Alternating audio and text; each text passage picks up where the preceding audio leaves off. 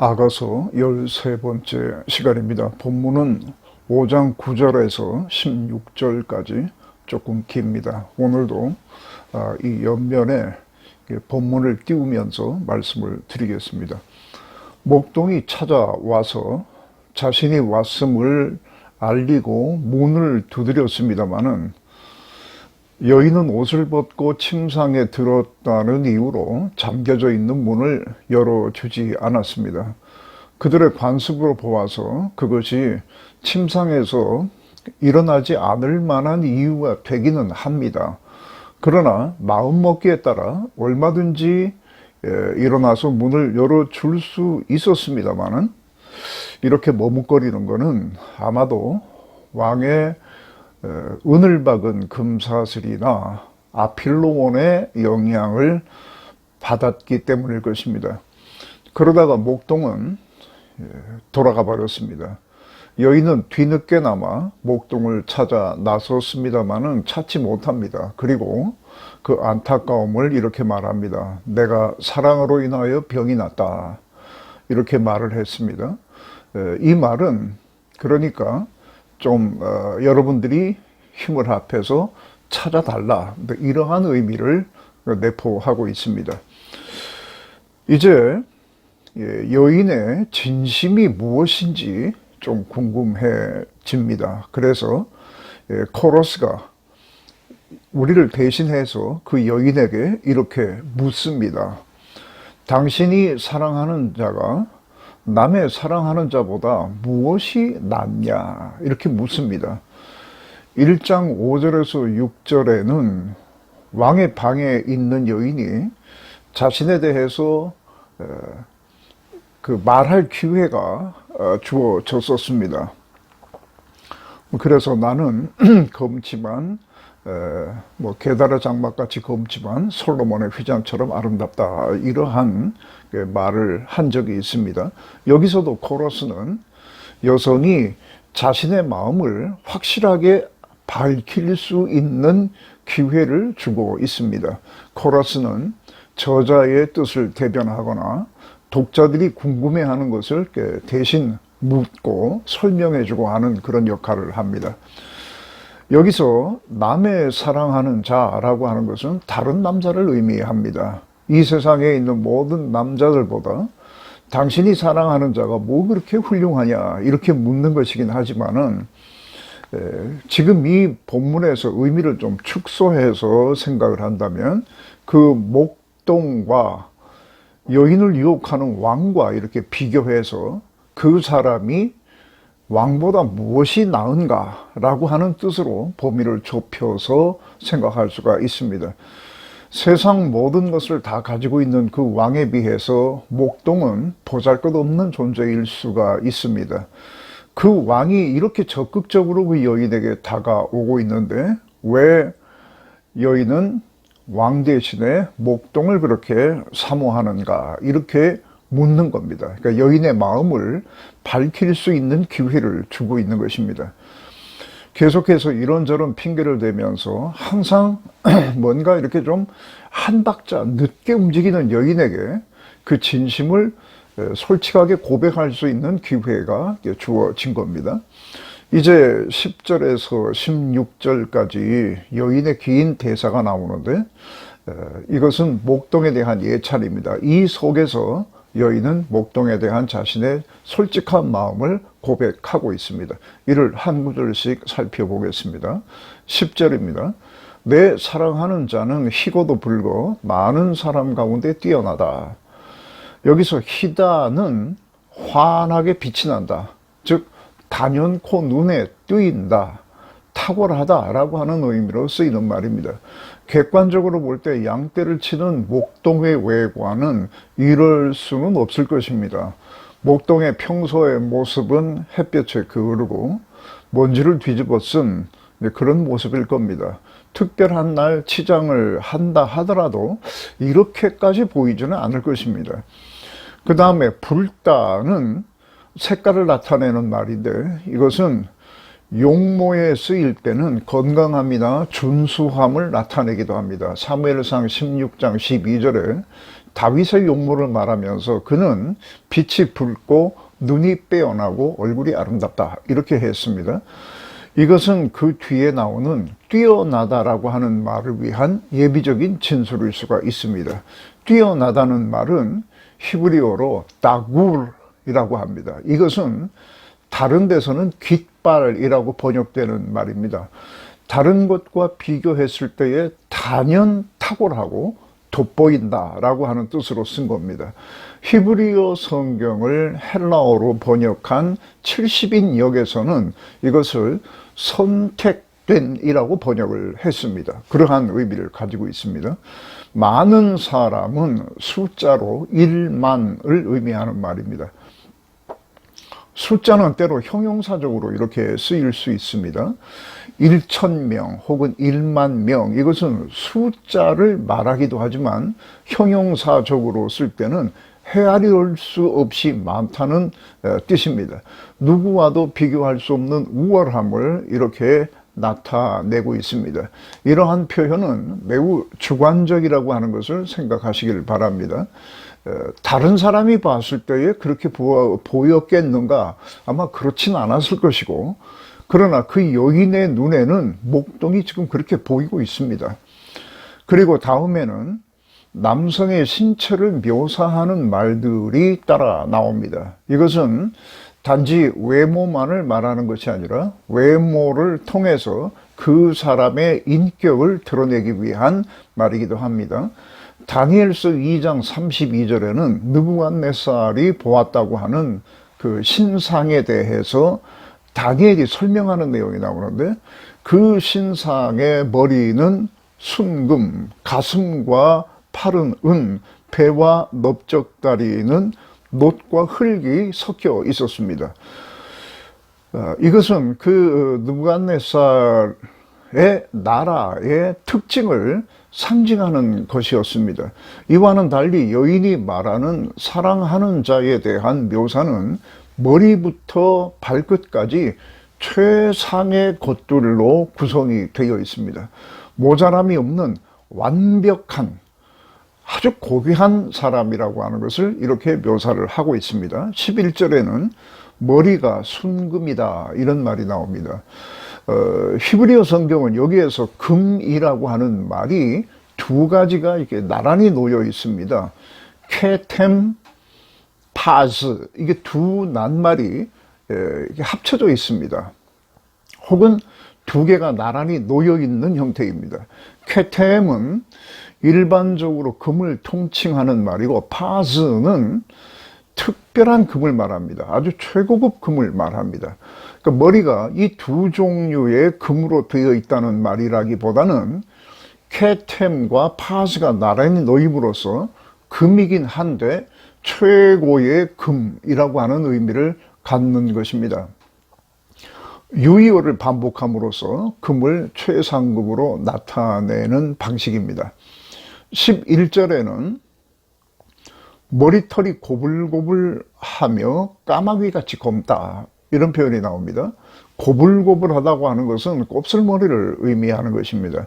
고대 근동의 자료들을 보면 남성 조각상이나 그림에서 머리카락이나 수염이 대부분 고불고불한 모습으로 되어 있습니다. 조각상 등에서는 이것을 굉장히 과장되게 표현하고 있습니다. 이유는 알 수 없습니다만은 그 당시에 가장 위대한 품위 있는 권세 있는 이러한 남성들을 이렇게 나타낸 것으로 봅니다. 머리카락이 까마귀같이 검다 그랬는데, 남성이든 여성이든 윤기가 흐르고 까만 머리는 매우 귀한 신분의 사람을 나타내는 말입니다. 목동은 그가 하는 일로 봐서 먼지를 뒤집어 쓴 굉장히 거친 머리카락을 가지고 있었을 것 같은데, 이렇게 묘사하는 것은 적어도 여인에게는 목동이 그렇게 귀중하고 위대한 존재로 보인다는 뜻일 것입니다. 12절에 눈은 시냇가의 비둘기 우유로 씻은 듯하고 아름답게 박혔다. 이렇게 눈을 말하고 있는데, 시냇가의 비둘기라고 하는 것은 물에 씻긴 비둘기를 의미합니다. 굉장히 청초한 비둘기의 모습을 연상시킵니다. 특히 눈을 우유로 씻었다. 이것은 맑은 눈동자를 두드러지게 말하는 것입니다. 눈은 보통 인격을 대표하는 기관으로 눈이 맑다고 하는 것은 정직하다, 순결하다, 의로움 등을 나타냅니다. 특히 비둘기가 우유로 씻겼다라고 하는 말은 우리들에게 굉장히 낯선 말인데, 이 아가서의 연구자로서 명성이 높은 마린 포프라고 하는 사람이 있습니다. 이 사람의 설명에 의하면 비둘기가 가끔 우유로 씻을 기회가 있다고 합니다. 아마 무슨 예식에 쓰기 위해서, 의식에 쓰기 위해서 비둘기를 좀 더 이렇게 반짝반짝하고 청초하게 보이고 아름답게 보이도록 하기 위해서 우유로 씻는 경우가 있는 모양입니다. 그러면 그 비둘기 그 털의 광택이 더해진다고 합니다. 광택이 나는 몸에 비둘기의 검은 눈동자, 이것을 이렇게 부각시키고 있습니다. 비둘기가 우유로 씻을 기회가 있었다 하더라도 그런 것이 늘 있는 일은 아닐 것이고, 매우 특별한 날 어떤 의식에 쓰이기 위해서 그렇게 한 것 같은데, 그럴 때는 단연 비교할 대상이 없을 정도의 맑은 눈과 아름다운 모습, 이것을 의미하는 것으로 보입니다. 13절은 뺨은 향기로운 꽃밭, 향기로운 푸른덕이라고 했습니다. 뺨은 양 옆에 볼을 의미합니다. 이는 풀 언덕이라고 했는데, 볼에 있는 그 수염, 이렇게 많은 그 수염을 가리키는 것으로 봅니다. 꽃은 히브리어로 보셈이라고 합니다. 이것은 발삼나무나 향신료 재료를 의미하는 것입니다. 이런 것들이 빽빽한 밭을 이루고 있는 것으로 비유합니다. 아주 싱그러운 향내가 있고, 또 그 싱그러운 어떤 그 분위기를 보여주고 있습니다. 입술은 백합화, 모략의 즙이 뚝뚝 떨어진다라는 말이 있습니다. 백합은 물 속에 반쯤 이렇게 잠겨있는 로투스라고 하는 것입니다. 꽃잎 아래쪽은 흰색이고 위로 가면서 마치 이 그라디에이션 효과를 내는 것처럼 점점 붉어지다가 맨 끝부분은 자줏빛을 띠는 굉장히 아름다운 꽃이라고 합니다. 건강할 뿐만 아니라 완성된 인격을 나타낼 때에 이런 말을 씁니다. 모략의 즙이 떨어진다. 입에서 떨어지는 모략의 즙이라고 하는 것은 어떤 면에서 달콤한 입맞춤을 의미할 수도 있습니다만은 다정하고 온유한 말일 가능성이 더 높습니다. 입술은 말과 관련된 것으로 나타나는 경우가 허다합니다. 아니면 이 두 가지를 다 말하는 것일 수도 있겠습니다. 눈과 더불어 말이라고 하는 것은 사람의 인격을 나타내는 대명사처럼 쓰이기도 합니다. 14절에 손은 황옥, 물린 황금 노리개라고 하는 말이 나옵니다. 손은 야드라고 하는 말인데, 이것은 그냥 이 손만 말하는 것이 아니라 손에서부터 팔꿈치 있는 데까지를 다 포함하는 말입니다. 황옥은 토파즈의 일종이라고 하는데 정확히 무엇을 가르치는지는 잘 모르겠습니다. 그러나 매우 고가의 귀한 보석이면은 틀림이 없습니다. 노리개라고 번역된 말이 있죠. 이것은 고리 모양을 한 것이거나 아니면은 둥근 막대기, 즉 원통 모양의 막대기 같은 것을 말합니다. 아마도 왕이나 특별한 어떤 권력자들의 손에 들어있는 존귀한 보석들이 이렇게 박혀있는 권위를 나타내는 봉, 혹 이것을 규라고도 하고 홀이라고도 합니다. 이러한 것을 의미하는 것으로 보입니다. 최고의 것으로 묘사하려는 시도를 여기서 엿볼 수가 있습니다. 몸은 아로색인 상아에 청옥을 입힌 것 같다라고 하는 말이 있습니다. 몸은 배를 중심으로 한 상체를 가리킵니다. 상아는 당시 최고급의 내장재로서 고가의 수입품입니다. 솔로몬이나 북왕조의 왕들이 자신의 권위와 풍요로움을 나타내기 위해서 왕궁의 기둥에 이 상아를 상감하거나 아니면은 뭐 침상 같은 것도 이런 재료로 만들었다라고 하는 기록이 있습니다. 여기에 청옥이 더해짐으로써 상아와 청옥이 상감된 최상의 아름다움의 표현입니다. 15절에 다리는 순금 받침대에 세운 화반석 기둥과 같다 그랬습니다. 다리는 넓적다리와 종아리 그리고 발까지 다 포함하는 것입니다. 화반석이라고 하는 것은 대리석 같은 것을 말합니다. 최고급 자재 중에 하나입니다. 다리가 이런 것으로 만든 기둥과 같다고 하는 것은 매우 위상이 높고 든든하고 건장한 남성이라고 하는 뜻으로 쓰인 말일 것입니다. 고대 건축물 기둥에는 거의 그 기둥에 받침대가 있습니다. 오늘날은 뭐 그런 걸 잘 볼 수가 없는데 받침이 있습니다. 이것이 순금으로 되어 있다고 이렇게 말을 하는데 여기서 쓰인 금은 히브리어로 파즈, 고귀한 순금을 의미합니다. 기둥 받침은 대부분 단단한 재질을 사용하기 때문에 순금은 기둥의 받침으로 적합하지가 않습니다. 그러나 이렇게 말한 것은 단단한 재질의 기둥 받침에 순금으로 뭔가를 이렇게 장식을 했거나 아니면은 여인이 사랑하는 자의 존귀함을 말하려고 일부러 이렇게 과장을 하는 것으로 보입니다. 여인은 자신이 알고 있거나 상상할 수 있는 최고의 것들로 남성을 묘사하고 있다는 것을 알 수가 있습니다. 생김새는 레바논 같으며 백향목같이 보기 좋다라고 하는 말이 있습니다. 생김새는 다리 부분의 생김새이기보다는 여기에서는 아마 머리부터 발끝까지 이거 총체적인 모양을 다 말하는 것으로 보입니다.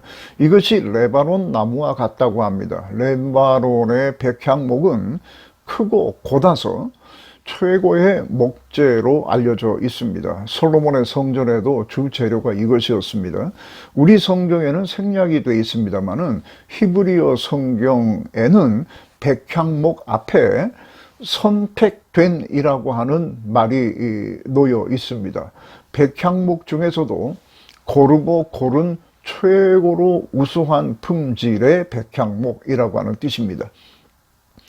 그리고 입으로 옮겨갑니다. 입은 심이 달콤하니 전체가 사랑스럽다 했습니다. 여기서도 입은 말과 관련이 되어 있는 것입니다. 이것이 달콤하다고 했습니다. 감흥이설과 같은 의미의 달콤함, 일리는 없을 것이고 거칠고 무자비한 저주가 이렇게 섞여 있는 그러한 말과 반대로 항상 진리를 말하고 사람을 살리고 따뜻한 위로가 있고 그래서 삶을 풍요하게 하는 말로서 역시 이것도 훌륭한 인품을 나타내고 있습니다. 그리고 전체가 사랑스럽다. 머리부터 발끝까지 모든 것이 이렇게 사랑스럽다. 이렇게 맺고 있습니다. 그러면서 그 다음에 나오는 말을 보십시오. 이 사람이 나의 사랑하는 자요, 나의 친구로다. 그랬습니다. 신약이나 구약 성경에서 친구라고 하는 말이 쓰일 때는 이것은 성별과 관계없이 항상 신뢰가 형성되어 있기 때문에 서로 비밀이 없는 사이, 아주 가까운 사이, 최고로 가까운 사이의 사람을 나타내는 말입니다. 자, 이 묘사에는 여인이 생각해낼 수 있는 최고의 것들이 다 동원되고 있습니다. 어떤 것은 여인이 직접 보지 못했지만 어디서 들었거나 상상할 수 있는 것도 포함이 되어 있는 것처럼 보입니다. 그리고 또 하나의 특징은 목동에 대한 그 묘사라고 보기에는 누가 봐도 과장된 표현들이 들어 있습니다. 그러나 이 과장은 거짓말이나 혹은 아첨의 말이 아닙니다.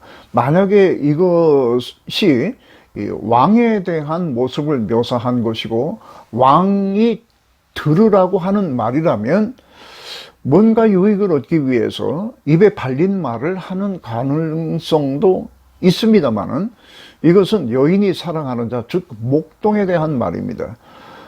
목동에게 이런 말을 했다고 해서 현실적으로 얻을 수 있는 것은 목동의 마음밖에 없습니다. 다른 것, 어떤 그 유익을 얻을 수가 없을 것입니다. 자녀를 얻은 부모를 보십시오. 부모의 눈에는 자신의 아들, 딸은 거의 천재이거나 아니면은 세상에서 가장 잘생기고 예쁜 사람입니다. 물론 훗날 이 자녀들이 자라면서 보통 사람과 다를 것이 없다는 것을 알게 될 수는 있겠습니다만은, 그러나 여전히 부모에게 자식은 특별한 존재입니다.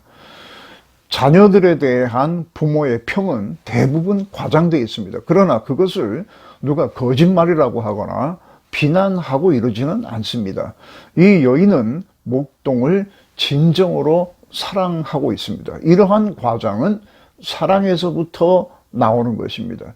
약간 눈이 멀었다라고 표현할 수도 있겠지만은, 그것은 사랑 때문에 눈이 약간 먼 것으로 비난받을 만한 일이 아니라 사랑하고 있다고 하는 것의 증거가 되는 것입니다. 그렇다면 여인이 목동을 이렇게 진심으로 사랑한다면 그가 문을 두드릴 때 왜 문을 왜 빨리 열지 않았느냐라고 하는 질문이 가능합니다. 그거 서로 모순되는 것 아니냐라고 하는 질문이 가능합니다.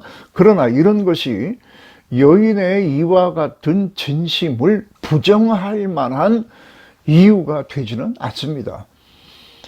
마음에 요동이 있는 것은 부정할 수 없겠으나, 그렇다고 해서 그 사랑이 지금 통째로 흔들리고 있는 것은 아닙니다.